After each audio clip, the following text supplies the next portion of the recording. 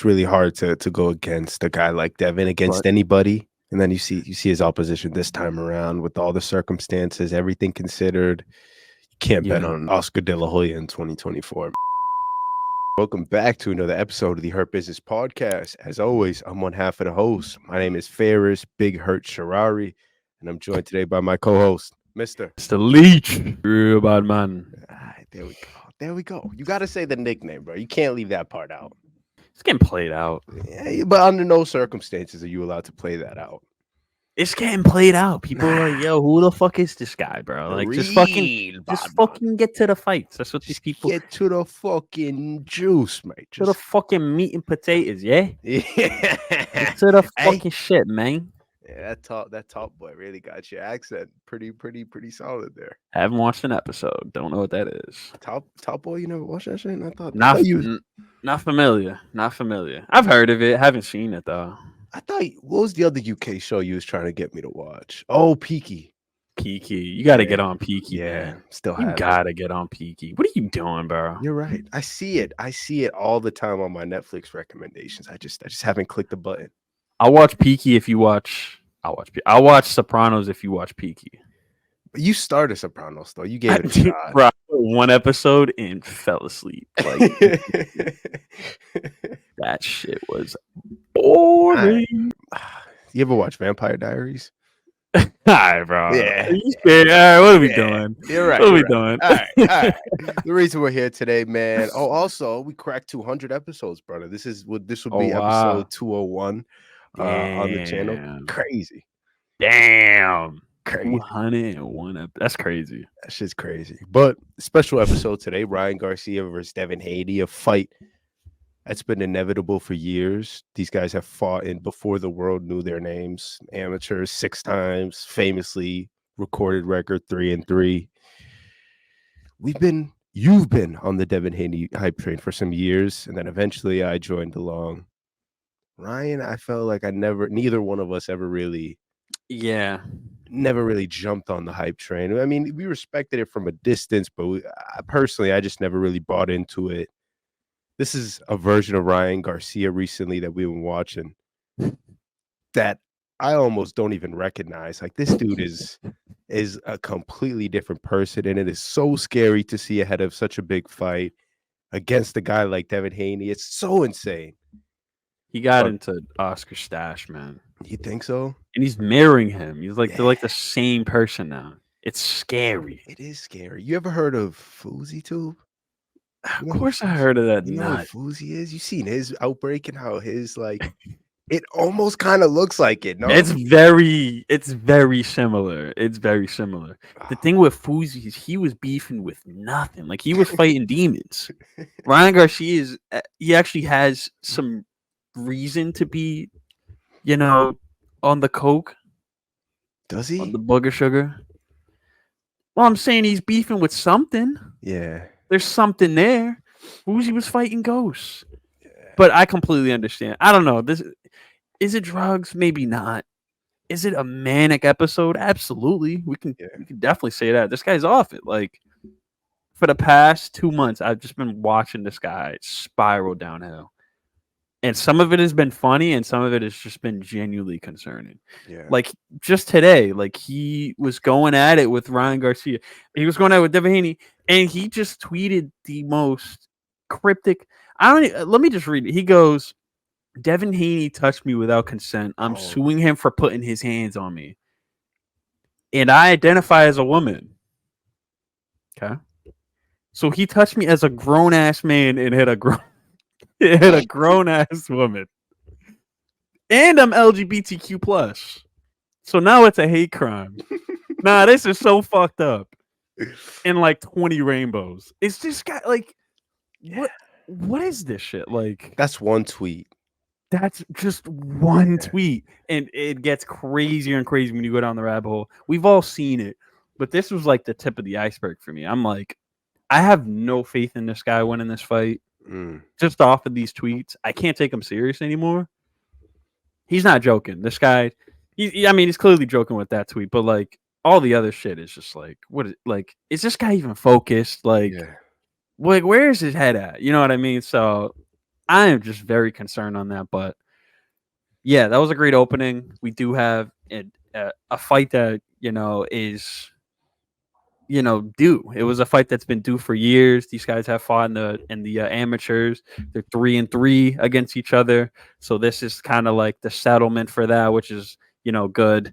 And it's gonna be an interesting fight, man. Two guys in their prime. Devin Haney is never lost a fight. Ryan Garcia recently lost a fight against Tank Davis in a way that we kind of expected it in a maybe not the way we wanted to see him go out, but he got in there with one of the best, right? Yeah. We could at least congratulate him for that. You know what I mean? He's not ducking fights. We can give him that as well. But yeah, I've just never really been sold on Garcia, man. Yeah. I think the kid's great. I think he is a good kid. He's got a nasty left hook. He's got some chin on him, but there's nothing really exciting about the guy. He's not really like a guy where I'm like, okay, this guy can be a world champion in two different weight classes. This guy can be one of the greatest boxers of all time. He's just a very entertaining and a skillful enough fighter in this era where he can give some of these guys a run for their money, and he can make some exciting fights, and that's what you expect, right? That's all we can expect out of Ryan Garcia. But some people genuinely believe this guy's the truth, and we're gonna get into it, man.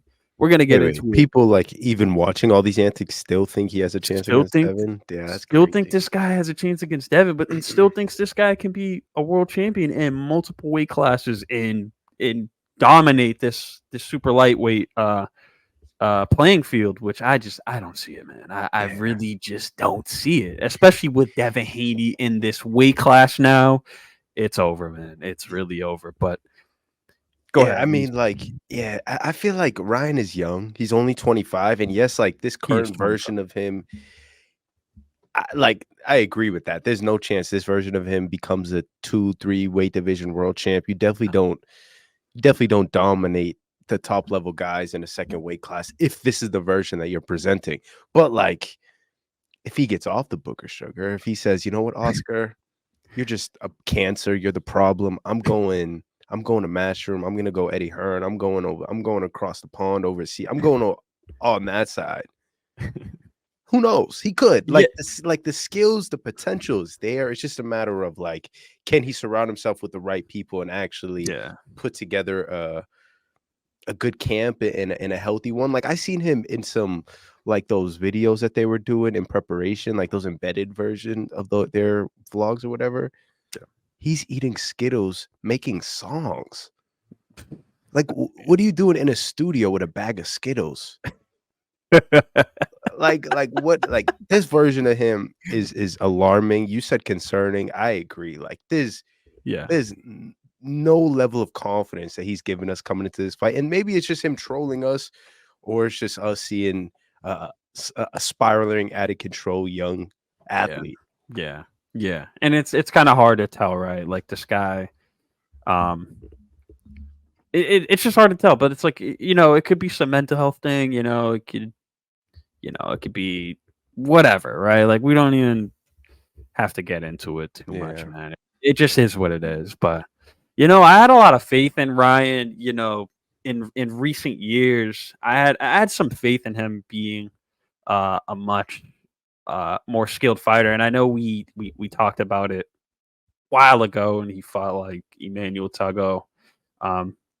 His first fight, taking some time off and finding a new trainer, and that's kind of when he left that Eddie Reynoso camp and he joined Joe Goosen, who's a legend in the sport. And we've seen Ryan Garcia change a little bit in his approach to fighting. Still not enough. Agreed. Still not enough. We've seen it. We've seen it with Tank, and we're gonna see it with Ryan Garcia. Or we're gonna see it with Devin Haney on Saturday. I kind of feel for Derek James, man. Yeah, like he just kind of gotta sit past in this absolute roller coaster of a ride. And there's, I don't know. I hope there's some conversations behind the scene, like, all right, Ryan, like you have a world championship fight 2 weeks, 10 days, 7 days out. Like, get it under control. Yeah, get your shit together. Relax. Yeah, like focus in at least this week ahead of war. But like Ryan is still doing insane shit. This afternoon, he was invited to a Mets game. I don't know if you've seen it. He got kicked out of the. Apparently, he was there for like 3 hours with Oscar and all the Golden Boy people. Mhm. Apparently, time came for the pitch, and they just completely said, "Yeah, not you, kid. We're going with somebody else." No And way. so somebody else do the opening pitch. So Ryan, like they were like, all right, we're out of here. And it's just like he was trashing the Mets on Instagram, talking about fuck the Mets, fuck the Mets. Where's your mother, bitch? Where's your mother, bitch? Where's your mother, bitch? Like What the it's fuck? not a good look, dude. It's not a good look. Yeah, you would think this close to a fight too, he would kind of get his shit together. For And this is real. the shit I said. This is like, I'm like, where's his head at going into this fight? You know what I mean?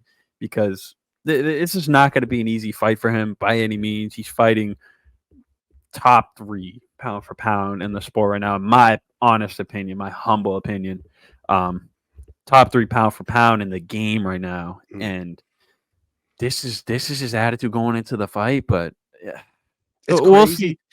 It's Yeah. crazy too. Like last weekend in a completely different sport in MMA, we had Jamal versus Alex, and Alex was That's- so focused, and Jamal was losing his mind, and completely different scenarios, right?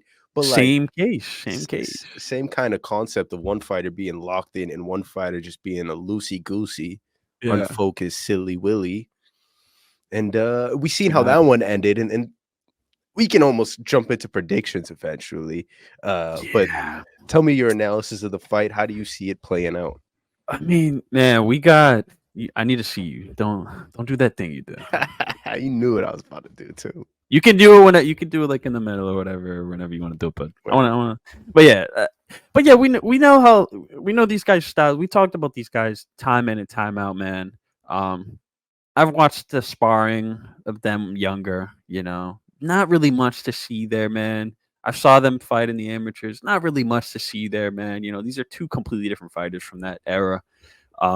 Grown ass men now, you know. But the questions are, man, and these are probably the questions people are asking. Is like, is this going to be a 12-round jab fest where Haney wins unanimously? You know, is Haney going to push the pace here at all? You know, is Ryan Garcia going to come out guns blazing like he did with Tank and just get caught? You know, or can Ryan even get close enough to hurt Haney? You know, these are questions I think about personally, and I imagine everyone else is thinking about. But man, I just gotta say, like, the truth is, this is a terrible matchup for Ryan, man.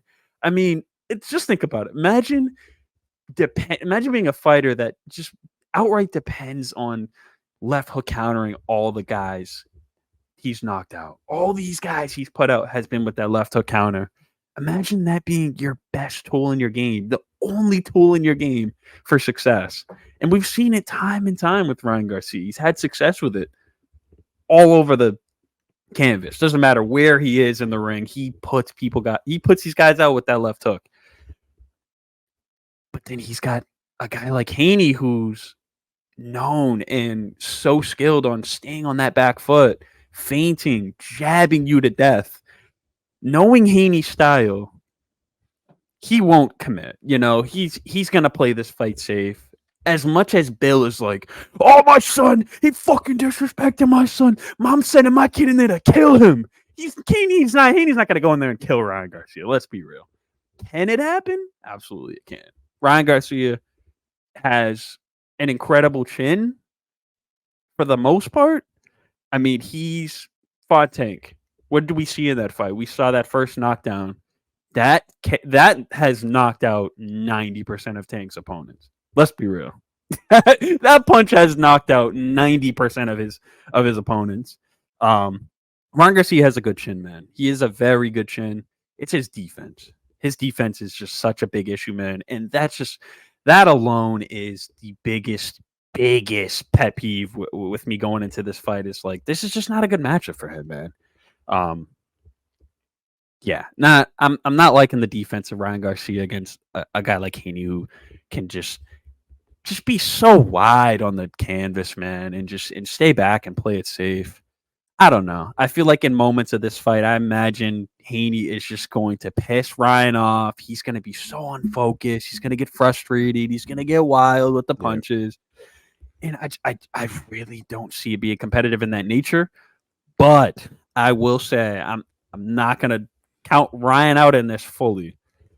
I don't think he'll reach him. I don't think he's going to find a rhythm against Haney.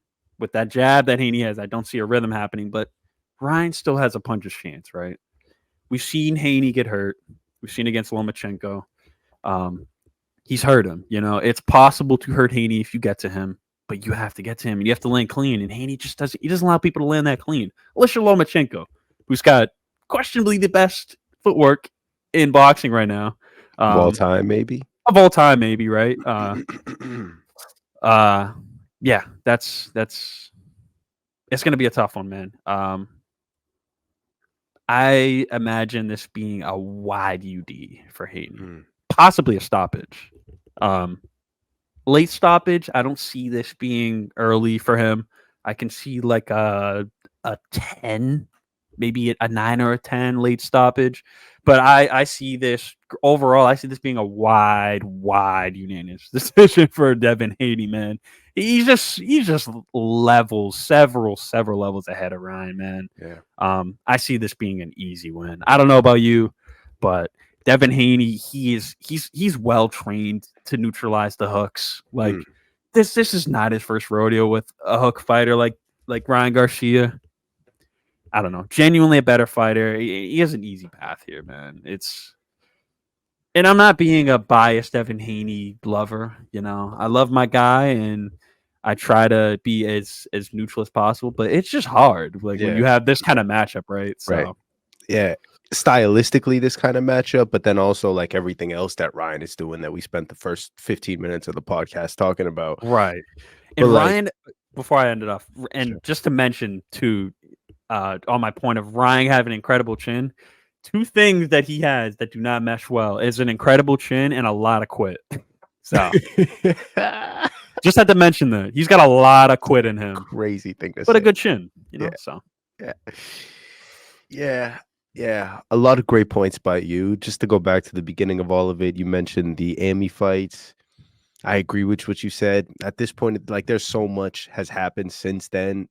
It almost doesn't even count. Like, yeah, there was history. Yeah, they've been in there, but the fighters of then versus now were almost like night and day. So a bit hard to judge off that.